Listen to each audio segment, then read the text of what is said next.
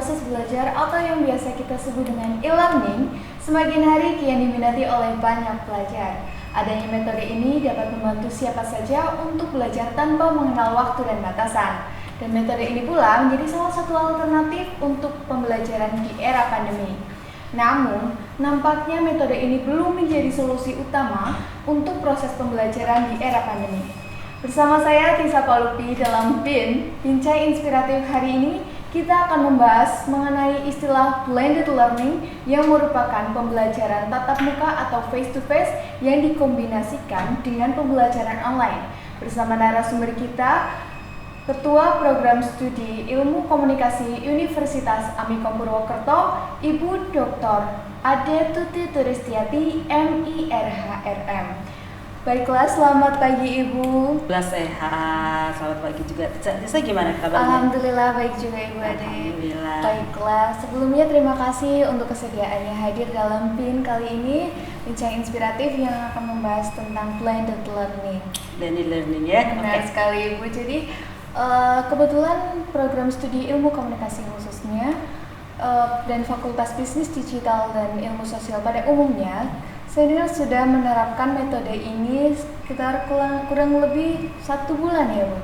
1 bulan lebih atau metode ini diterapkan begitu? Sebenarnya kalau bicara mulainya kapan, itu sebenarnya sejak pandemi kita sudah mulai menerapkan ya, walaupun secara bertahap begitu. Karena kan waktu pertama kali terjadinya pandemi itu kita masih semuanya masuk, artinya kita tidak secara online, offline semuanya. Nah terus kemudian karena kondisi pandemi yang mulai memburuk, artinya situasinya kalau kita bagi-bagi zona nih, misalnya dari yang tadinya di Purwokerto dan sekitarnya ini zonanya hijau, tapi terus kemudian menjadi kuning, kita mulai jaga-jaga diri gitu, sehingga kita mulai masuk ke blended learning, atau yang kita kenal juga sebenarnya gini, kalau misalnya blended learning itu sama juga dengan hybrid learning, kurang lebihnya kalau saya sih menyamakan ya. Yang ketiga mungkin ada istilah yang berbeda sedikit di sini, kalau kita juga mengistilahkan ganjil genap. Ganjil genap unik sekali. Nah kalau ganjil genap biasanya kedengarnya biasanya di apa tuh? Biasanya untuk ganjil genap itu hanya untuk proses lalu lintas ya. Lalu lintas iya, ya. Benar sekali. Okay. Jadi sebenarnya itu lalu lintas ya, tapi lalu lintas bagaimana sebenarnya mahasiswa, artinya keluar masuk kampus itu kita atur. Nah artinya yang genap dan ganjil itu ada maknanya. Ganjil artinya gini, bagi mahasiswa yang mempunyai nomor induk mahasiswa atau NIM yang ganjil misalnya masuk pada minggu pertama, nah mereka offline berarti kan masuk ke kampus. Sementara yang di rumah yang setengahnya itu yang genap, mereka bisa mengikuti perkuliahan secara online dengan platform, misalnya kita pakai Zoom Meeting, terus kemudian ada Google Meet, dan misalnya kita juga punya sistem tersendiri, misalnya Ilyas dan sebagainya begitu. Nah nanti minggu depannya kita ganti tuh yang tadinya genap di rumah, yang genap terus masuk gitu ya. Begitu. Itu. Artinya ganjil genap lebih terkait dengan nomor induk mahasiswa, sesuai gampang aja pembagiannya. Begitu. Jadi secara teknis ganjil genap atau blended learning itu seperti itu ya Bu. Jadi kemudian untuk definisi itu sendiri, menurut Ibu blended learning itu seperti apa sih Bu? Oke, sebenarnya kalau kita bicara blended atau mencampurkan, menggabungkan, it's about combining ya, menggabungkan antara kelebihan-kelebihan yang ada di dua platform atau metode. Kita bicara metode sebenarnya, atau instruksi bagaimana pembelajaran itu bisa di-deliver kepada mahasiswa. Nah, jadi ada online itu misalnya melalui tadi platform yang saya sebutkan, dan offline. Nah itu digabungkan karena kan karena kondisi sedemikian rupa, pandemi yang istilahnya sampai sekarang belum ada kalau saya bilang tanda-tanda ke arah yang lebih baik ada, tetapi kita masih tetap bertahan untuk seperti ini untuk menghindari hal-hal yang tidak diinginkan. Nah itu kita kombinasikan, artinya ketika misalnya saya tadi bilang ada yang belajar di kampus, ada juga yang belajar di rumah, itu at the same time berbarengan kita melakukan hal itu gitu. Sementara misalnya di sini dosen terus tentu saja tidak hanya bertugas atau berperan sebagai pengajar yang hanya deliver knowledge, hanya mindahin atau hanya menyerahkan atau hanya menyampaikan ilmu pengetahuan. Tetapi bagaimana sebenarnya peran dosen itu sebagai fasilitator, satu, kedua juga sebagai pembimbing mahasiswa, karena tidak hanya knowledge aja yang kita sampaikan, tetapi bagaimana sebenarnya mahasiswa itu secara soft skill ini yang penting sekali ya Tisa ya. Soft skill mahasiswa itu sangat penting karena bagaimana misalnya mereka bisa berinteraksi, bagaimana bisa bekerja sama, terus kemudian juga mereka belajar ketika kita berbicara. Mungkin kalau misalnya online kadang-kadang juga misalnya tidak on cam kan, jadi misalnya gitu kan. Nah kalau misalnya langsung tatap muka, face to face itu kita bisa belajar bagaimana kita misalnya mengungkapkan pendapat dengan percaya diri gitu. Karena kan tentu saja dalam kita menyampaikan pendapat di hadapan teman-teman itu akan berbeda ketika misalnya kita enggak on cam gitu, jadi katakan di off kan, bahkan misalnya gambarnya pun bukan orang yang sebenarnya begitu kan. Bisa jadi sebenarnya dia baca juga misalnya begitu. Nah itu yang maksudnya satu, kenapa kita ada offline ya untuk memaintain soft skills itu gitu ya. Jadi kelebihan itu tentu saja si online sendiri punya kelebihan bagi misalnya teman-teman yang pada kondisi tertentu kan, tadi Tisa sejak awal bilang bahwa adanya semacam flexi time ya, tanpa batas artinya ketika misalnya mahasiswa dia sedang berada di luar kota atau misalnya dia katakanlah kondisi hujan sementara kalau misalnya naik motor terkendala gitu ya, atau misalnya ketika misalnya ada apapun yang dibatasi oleh ruang dan waktu, tempat misalnya gitu, kita masih tetap mengikuti. Dan dosen pun di sini tidak hanya yang sifatnya interaktif seperti Zoom meeting, Google Meet dan sebagainya, tapi kita juga menyediakan fasilitas untuk misalnya di grup, bikin setiap mata kuliah itu ada grup tersendiri di WhatsApp ini gitu. Jadi kalau misalnya nggak ngerti ini misalnya kalau nggak di chat room, misalnya nanti Tisa juga bisa tanyakan di itu, misalnya di WhatsApp seperti itu kira-kira. Baik Ibu, berkaitan dengan soft skill yang tadi Ibu jelaskan, menurut Ibu bagaimana untuk mengontrol soft skill teman-teman yang mengikuti pembelajaran secara online?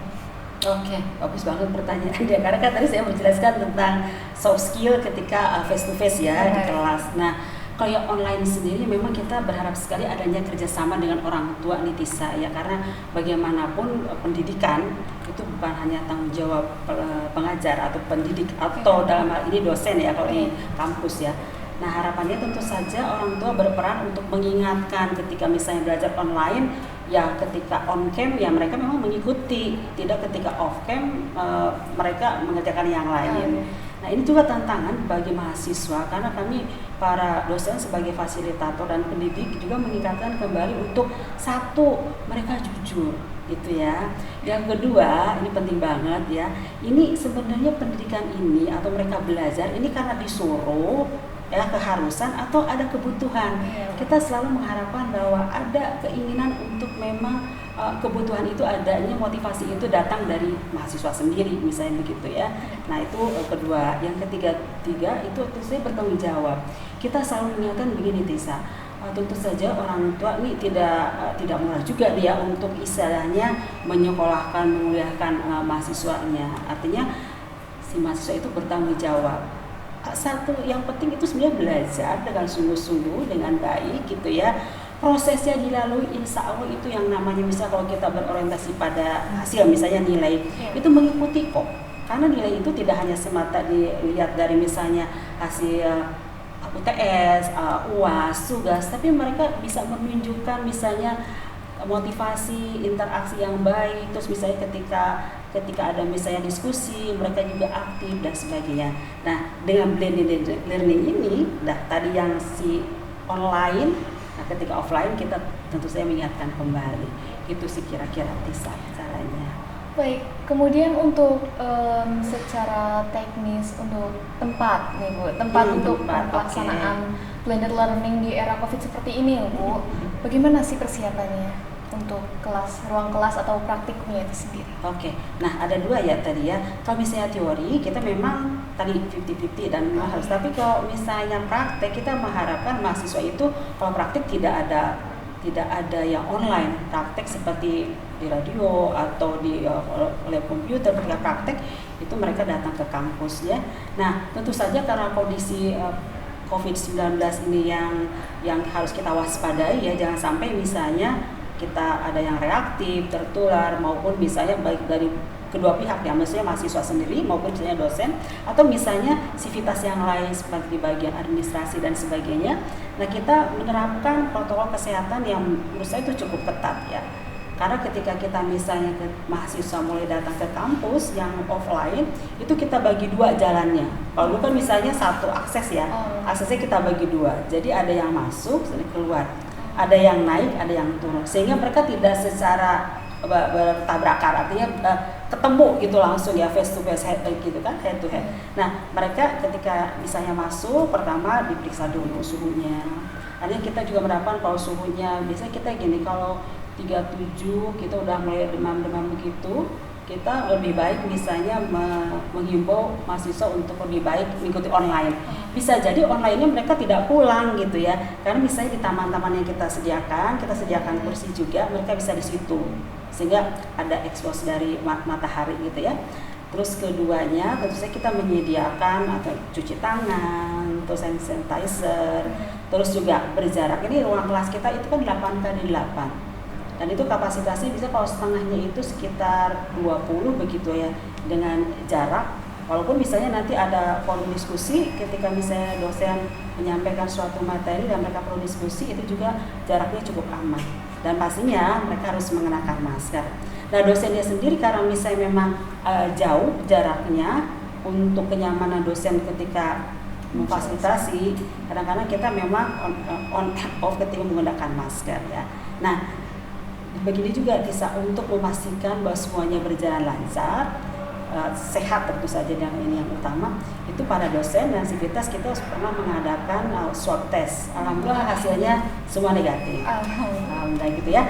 Dan juga misalnya ada dosen yang merasa nih kayaknya kurang enak badan, terus ada hal-hal yang sebenarnya juga kita lebih untuk mencegah ya. Kita misalnya mengadakan swab sendiri, atau kita misalnya genos gitu ya, karena ada satu universitas yang sudah mengadakan, bisa kita melakukan genos ya gitu. Kira-kira seperti itu. Baik Bu, dari persiapan tersebut dan penerapannya di ruang kelas maupun di lingkungan Amikom itu sendiri, lalu apa untuk kendala dari sistem blended learning ini Bu? Kendalanya? Oh, teknis ya berarti ya kita ya. Ini teknis nih kadang-kadang sebenarnya gini, kita ingin memastikan ya bahwa mahasiswa punya cukup kuota terusnya.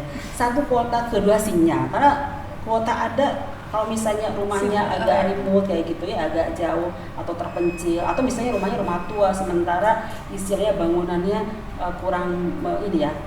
Misalnya temboknya apapun lah yang mengakibatkan misalnya sinyalnya terganggu. Nah, kita sebenarnya menghibur teman-teman itu secara ini ya, secara proaktif. Karena ketika kita mengatakan itu online, tidak harus misalnya di rumah. Kalau mungkin sebenarnya di sekitar kampus, dan kita kan zonanya juga kita free wifi gitu ya. Jadi artinya tidak berkumpul bersamaan di satu tempat.